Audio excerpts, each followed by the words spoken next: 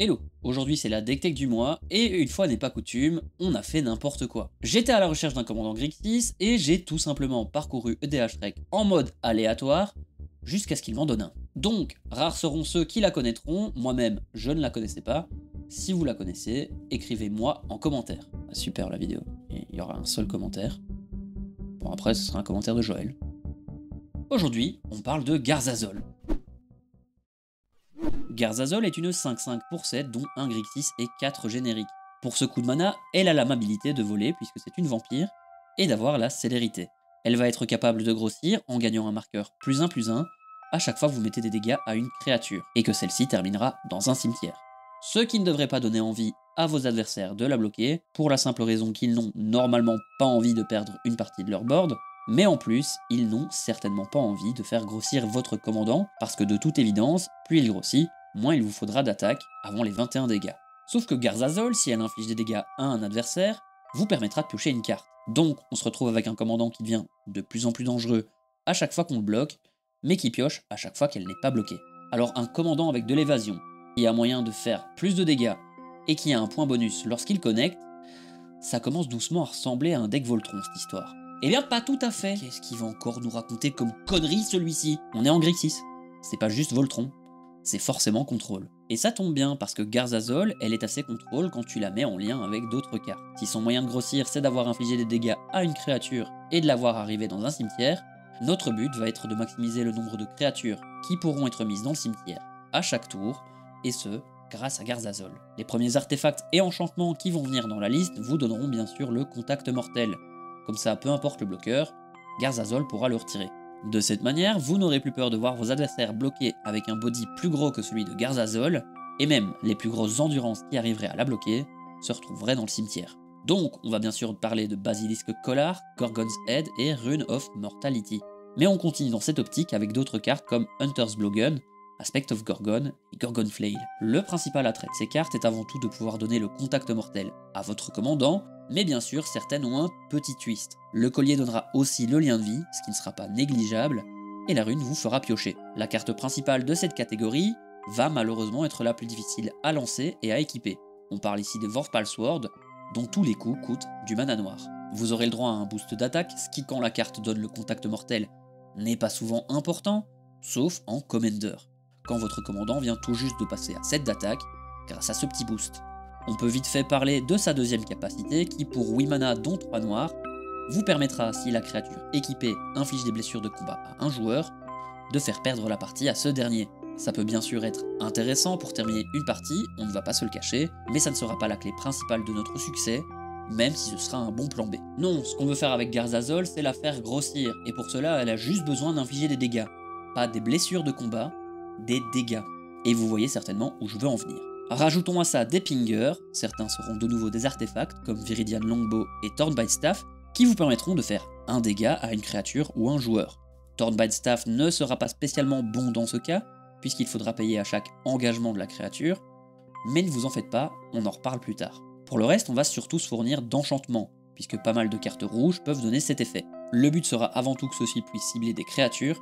Les joueurs adverses c'est un plus, mais ce n'est pas obligatoire. Donc sur cette longue liste de cartes, pour les plus efficaces, on parlera de Power of Fire, Fire Whip, Psionic Gift ou Hermetic Study, qui coûteront tous 2 mana et seront capables de toucher n'importe quelle cible.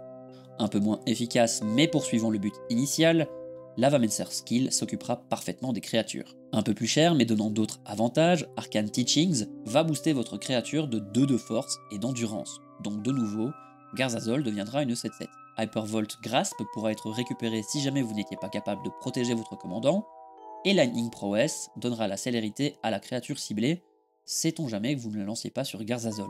Donc là on a un commandant qui s'engage pour faire des dégâts, qui a le contact mortel, et qui grossit à chaque fois qu'une créature ayant subi des dégâts de sa part est mise au cimetière, donc ce qu'on veut maintenant, c'est pouvoir la dégager aussi souvent que possible. Et pour ça, rien de mieux que des Untappers. De nouveau, les couleurs de notre commandant nous en offrent une flopée. Donc Kelpie Guide, Lorette, Forensic Researcher, Clever Conjurer et Vizier of Tumbling Sands, qui coûtent tous 3 mana, dont un bleu, et permettent tous de dégager un autre permanent qu'eux, parfois même 2 permanents légendaires pour Lorette.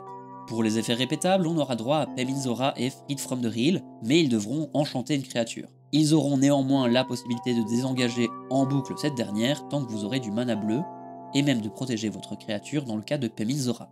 Un peu moins efficace puisqu'ils coûtent plus ou ne sont pas capables de dégager n'importe quel permanent, on aura d'abord Fate Stitcher et Nimbleclaw Adept, qui seront toujours très intéressants si vous voulez multiplier les effets, mais seront plus chers en mana, et pour finir, Affetto Alchemist, qui coûte un mana de moins, mais ne pourra cibler que les créatures et artefacts.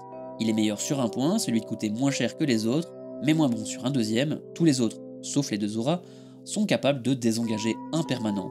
Lui ne désengagera que les créatures et artefacts. Vous aurez donc moins de chances de pouvoir ramp avec ce dernier, mais il en sera capable bien sûr grâce à Sol Ring par exemple. Et oui, parce que toutes ces cartes qui sont utiles comme moyen de désengager notre commandant sont aussi utiles pour faire du ramp, pour mettre notre commandant plus rapidement sur le terrain, parce qu'il est évident qu'avec un coût de 7 mana, notre package de ramp habituel n'allait probablement pas être suffisant. En comptant ceci, on arrive à un total de 18 rampes, ce qui n'est pas mal du tout pour un deck Grixis. Et c'est là qu'on en revient à notre cher ami Thornbite Staff, qui sera une des cartes les plus fortes de notre deck, puisque la deuxième partie de sa première capacité nous permettra de désengager la créature équipée à chaque fois qu'une créature adverse sera mise au cimetière. Et bien évidemment, ça nous active un combo, où vous allez engager votre commandant pour mettre un dégât qui tue une créature parce qu'il a le contact mortel, ce qui va donc désengager votre commandant grâce au bâton pour pouvoir recommencer, le tout en faisant grossir votre commandant à chaque itération. Lorsque tout ça est fait, vous n'aurez plus qu'à envoyer votre commandant, qui sera très gros, au visage d'un des joueurs, qui avec beaucoup de chance ne sera pas mort, le tout en vous donnant une carte puisqu'il n'aura pas été bloqué.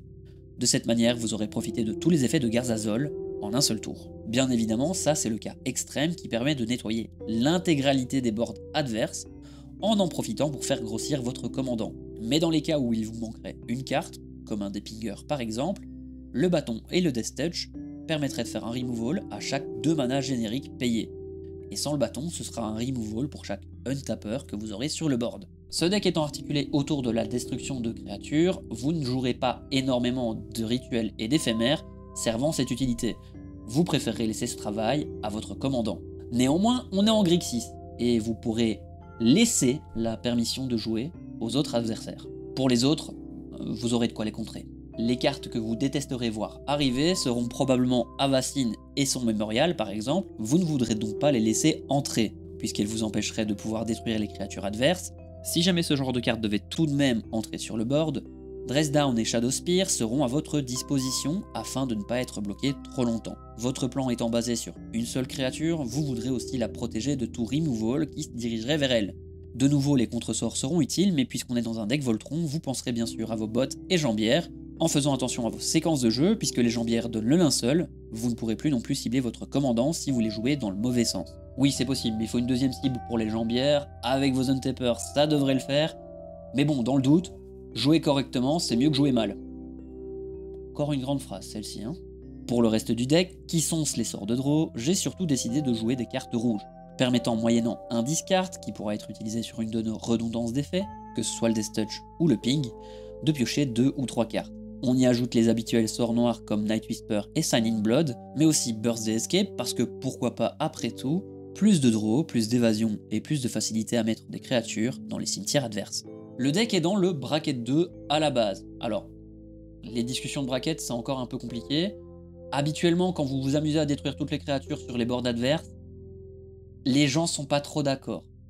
Donc, bracket 2 c'est sur papier seulement. Après on parle d'un commander random qu'on essaie de faire fonctionner assez bizarrement, et pour cela on a besoin de plein de cartes. Donc je pense que mettre des tuteurs dans le deck ce serait pas trop mal, mais en même temps ça fait passer en bracket 3, en tout cas sur papier comme je le disais. Donc il va falloir en discuter. À vous de voir si vous voulez jouer avec des tuteurs pour accélérer et aller chercher vos pièces utiles, ou si vous voulez le jouer en l'état comme je vous l'ai mis dans la description. Dans tous les cas ce sera un bracket 2, bracket 3 voire bracket 4 si vous mettez beaucoup de tuteurs, mais c'est un commander assez marrant et une option qu'on voit vraiment rarement, pour ne pas dire jamais. Merci d'avoir regardé la vidéo, on se retrouve mardi et jeudi et vendredi à 21h15 sur la chaîne Twitch ADCisco. On se retrouve bien sûr dimanche prochain pour une nouvelle vidéo. En attendant, prenez soin de vous. Merci d'avoir regardé la vidéo, n'hésite pas à laisser un like et un commentaire, à me rejoindre sur les autres plateformes, et bien sûr, à t'abonner si tu ne l'es pas. Tiens, t'es encore là toi? Non, c'est parce qu'il n'y a pas grand chose à faire ici en fait, hein. Enfin, à part si t'appuies sur un de ces boutons. Merci, bisous.